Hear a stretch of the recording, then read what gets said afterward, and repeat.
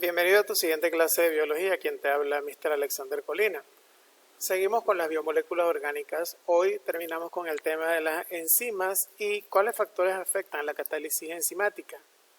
La portada te recuerda cuál es la acción principal de las enzimas: disminuir la energía de activación para que la reacción ocurra mucho más rápido, ¿ok? Por eso es un catalizador. Objetivo: explicar el proceso de catálisis enzimática, destacando la influencia de los factores de los cuales depende específicamente pH y presencia de inhibidores. pH es índice de acidez. Veamos. Antes de, el pH es un parámetro que mide el índice de acidez en química. Es un número que varía entre 0 y 1. Es un número que varía entre 0 y 1. Cuando el pH está entre 0 y 7, sin tomar el valor de 7, es decir, hasta 6.99, nosotros decimos que la sustancia es ácida. Y de hecho, mientras más alejado de 7 esté y más cercano del 1 o del 0 esté, es mucho más ácida todavía. El término acidez en química hace referencia no solamente al hecho de que una sustancia puede ocasionar una quemadura. De hecho, no son las únicas que ocasionan quemaduras. Más bien hace referencia a otro tipo de situaciones que no corresponde ahorita analizar. Y cuando está alejado del 7, pero hasta el 14, que es el número más grande que puede tomar, entonces se dice que la sustancia es básica o alcalina. Las sustancias básicas o alcalinas también producen quemaduras. Y mientras más alejada del 7 y más próximas al 14 estén, más alcalinas son. Las sustancias que tienen un pH más cercano a 7 son bastante neutras, es decir, no tienen un comportamiento marcadamente ácido ni marcadamente básico. De hecho, el agua, cuando no tiene disueltas sales en ella, porque el agua en cualquiera de sus presentaciones tiene sales minerales disueltas, si no, no nos sirviera a nosotros de nada. El agua es totalmente neutra y tiene un pH de 7. Si es agua destilada, agua que no tiene para nada sales minerales disueltas. Pero el agua que normalmente nosotros consumimos siempre tiene un pH que tiende a ser un poco ácido, que está entre 6 y 7.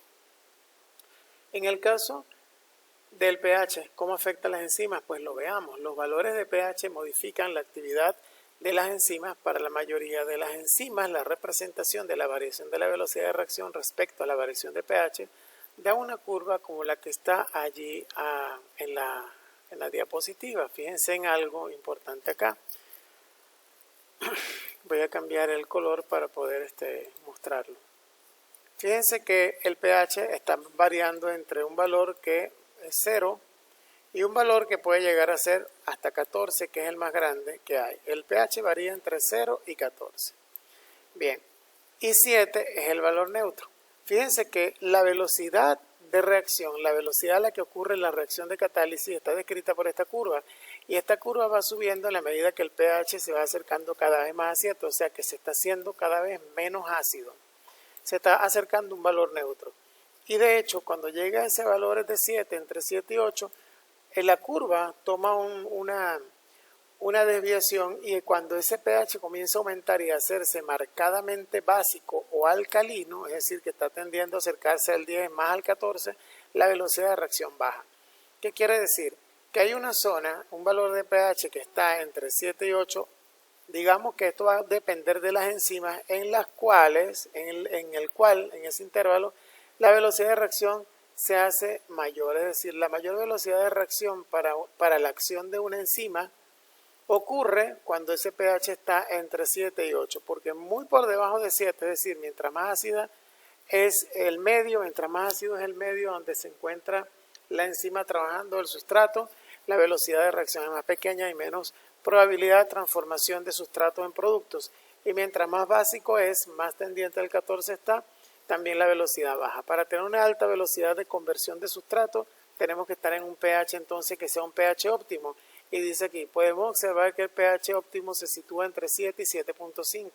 En el caso de pHs extremos, es decir, por debajo de 4 y por encima de 10, las enzimas se desnaturalizan y no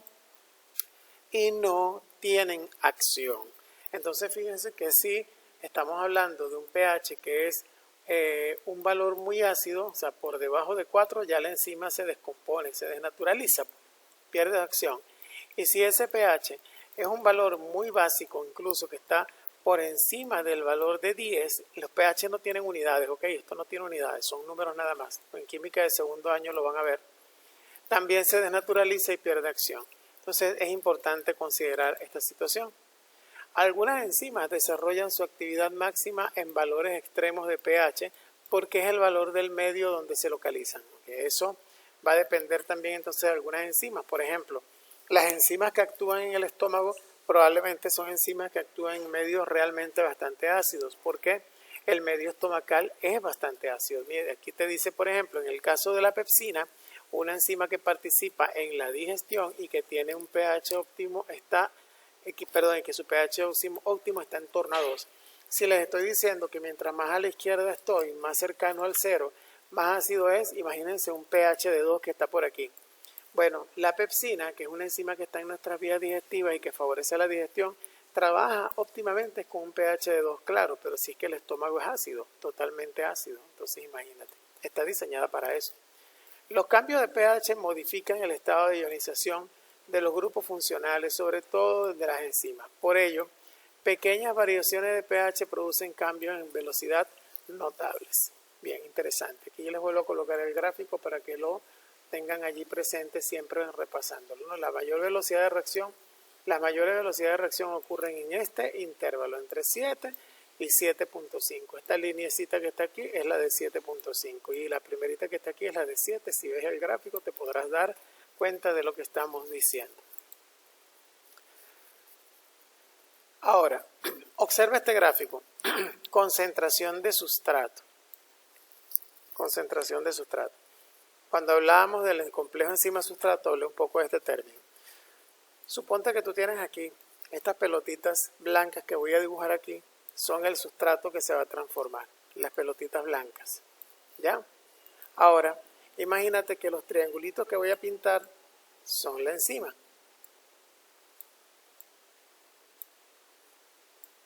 Cuenta, dibujé 5 pelotitas y dibujé 5 triangulitos. Están en la misma cantidad. Al estar en la misma cantidad, yo no puedo decir que haya una concentración diferente de una de ellas dos. Concentración es cantidad, que representa que algo está allí presente en una cantidad de junto. Pero ¿qué pasaría si el sustrato que le estoy pintando, como las pelotitas blancas, te aparecieran en más cantidad en el medio donde está la enzima? Esto de hecho, de esto nosotros hablamos ya, pero lo estamos aquí de alguna manera repasando. ¿Quién está en mayor concentración en este momento? ¿La enzima o el sustrato? Si el sustrato son las pelotitas blancas y los triangulitos son las enzimas, obviamente tengo mayor concentración de sustrato porque hay más cantidad de él. Cuando la concentración del sustrato aumenta, mira, esta es una unidad, puede ser una unidad química cualquiera, no nos interesa la unidad, nos interesa es el efecto. Si la concentración de enzima aumenta, la velocidad también aumenta según esta curva, ¿te das cuenta? Pero llega un punto en el que la curva ya no crece más, se hace como constante, ¿ves? Ya no crece, la velocidad aquí es la misma, es siempre la misma, se hace constante la velocidad. Eso sucede cuando el sustrato alcanza un valor límite en el que ya, si yo sigo agregando sustrato, esa velocidad no va a cambiar, sino que permanece en equilibrio, permanece constante. La concentración de sustrato hace entonces que la velocidad aumente, pero tiene un valor límite. Si yo me paso de ese valor límite, ya pierde acción la enzima. Recordemos eso. Los inhibidores, porque vamos a hablar de esto precisamente. En las células hay unas sustancias, en algunos casos parecidas al sustrato, aquí lo está diciendo claramente, no iguales, que se caracterizan porque pueden unirse a la enzima de forma reversible y producir una disminución en la velocidad de la reacción. Estas sustancias que interfieren en la actividad de las enzimas son las llamadas inhibidores. Inhibir quiere decir que hace que algo deje de producirse, de hacerse o de ocurrir. Esas sustancias parecidas al sustrato, por ejemplo, vamos a suponer que la enzima tiene esta formita, como la dibujamos siempre, y que este es el sitio activo, como un granito de caraota. Y el sustrato es este triangulito. El sustrato se mete aquí en el sitio activo, ¿verdad? Como lo hemos dibujado siempre, se mete en el sitio activo y la enzima lo ayuda a producir un determinado producto. Vamos a suponer el producto es este cuadradito que estoy dibujando acá. ¿Qué sucede con los inhibidores? Los inhibidores hacen lo siguiente, son una sustancia que se parecen mucho al sustrato. Vamos a suponer que el inhibidor es esta bolita. El inhibidor viene, se mete en el sitio activo, se queda ahí y la enzima no hace nada porque él no es el sustrato, no lo reconoce. Y al no reconocerlo no lo transforma. Y al no transformarlo, la enzima queda bloqueada. Queda bloqueada y ya no puede trabajar.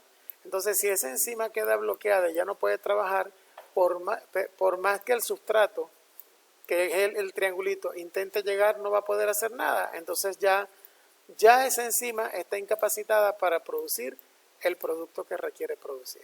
Entonces, ¿qué es lo que está haciendo esta pelotica verde? Está inhibiendo el proceso. Está inhibiendo el proceso. Ya no va a permitir que ocurra algo más. Entonces, en la gráfica de la derecha se presenta la actividad catalizadora de una enzima sin inhibidor y en presencia de este. ¿Qué quiere decir? Por eso colocaba yo ya el gráfico anterior para repasar. Si hay un inhibidor, el proceso ya no va a ocurrir tan rápido, es más, deja de ocurrir. Entonces, aunque la curva crezca con la concentración del sustrato, no va a alcanzar una velocidad tan alta. Mientras que si el inhibidor no está, la velocidad es más alta y al haber mayor velocidad de reacción probablemente ocurra que haya una mayor producción de el producto que interesa y la enzima tenga mayor efectividad.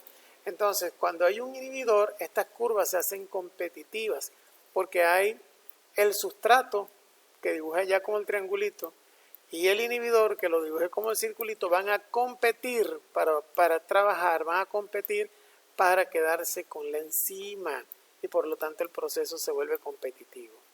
Entonces, tenemos inhibidor competitivo.